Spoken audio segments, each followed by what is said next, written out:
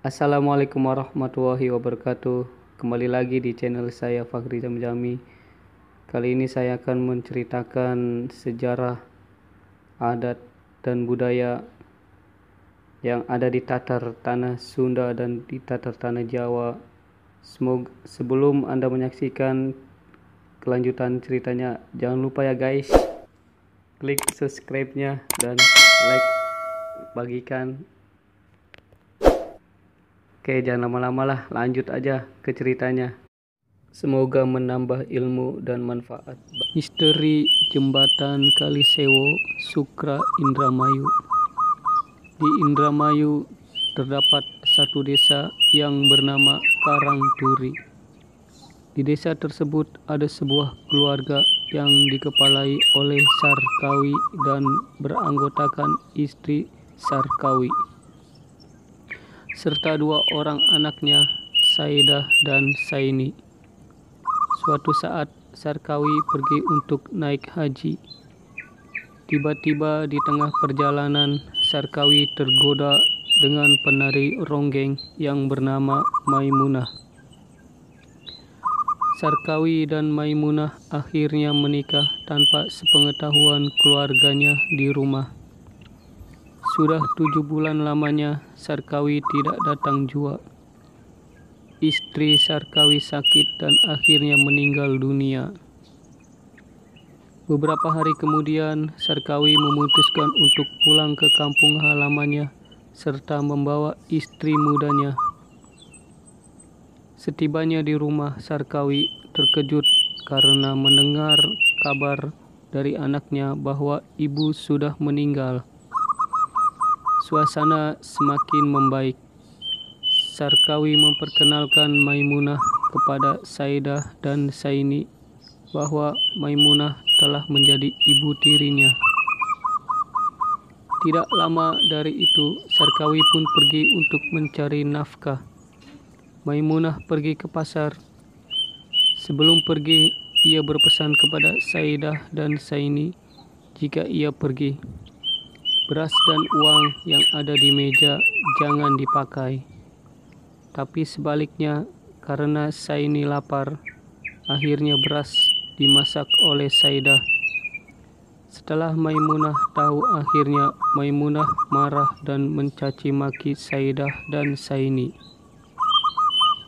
Karena tidak kuat atas perilaku ibu tirinya, Saidah dan Saini memutuskan untuk pergi dari rumah. Maimunah sadar akan perbuatannya.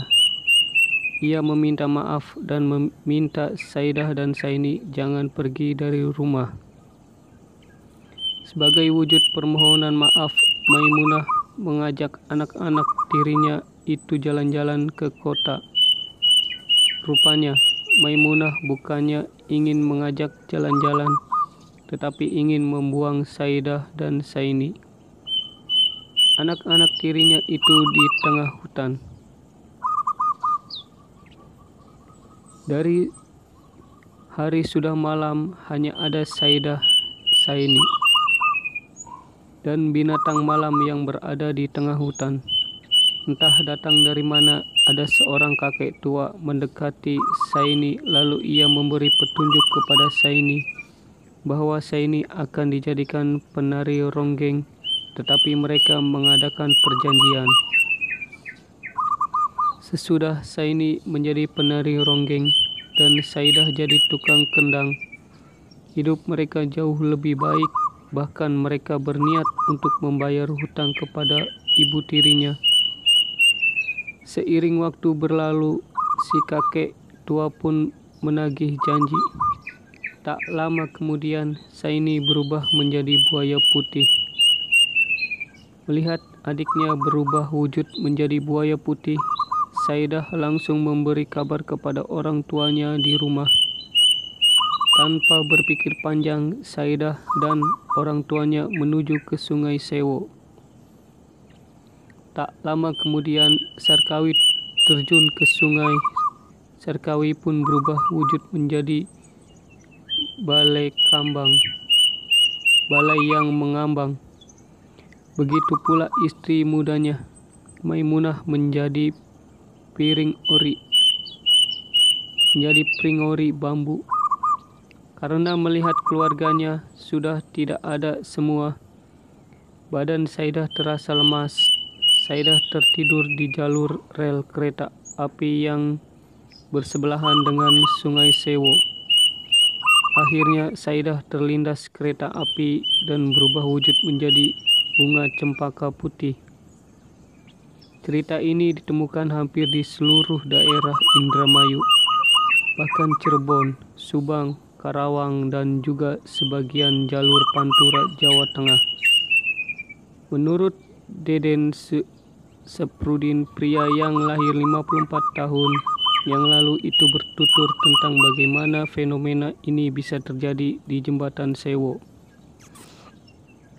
Awalnya, tradisi buang uang ini berawal dari Saidah yang bermain kendang dan Saini yang sang ronggeng menampilkan keahliannya di pinggiran jalan Pantura. Dan setiap yang lewat akan melemparkan saweran tanda menghargai keahlian dua orang adik kakak ini berkesenian khas Pantura. Apabila di kemudian hari tradisi ini berubah ke arah mitos tentang buaya putihnya, Saini dan segala perniknya, keluarga Saidah Saini dan terjerumusnya bus Dwi Warna di Kali Sewo yang mengangkut transmigran pelopor asal Boyolali yang menewaskan 67 orang. Kemudian juga dibangun sebuah monumen di atas makam mereka yang diberi tulisan lokasi makam pioner transmigrasi 11 Maret 1974. Desa Sukra, Kecamatan Sukra, Kabupaten Indramayu.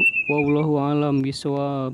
Sesungguhnya segala kebaikan itu datangnya dari Allah Subhanahu wa taala, dan bila ada salah kata dan hilaf dari saya, mohon dimaafkan.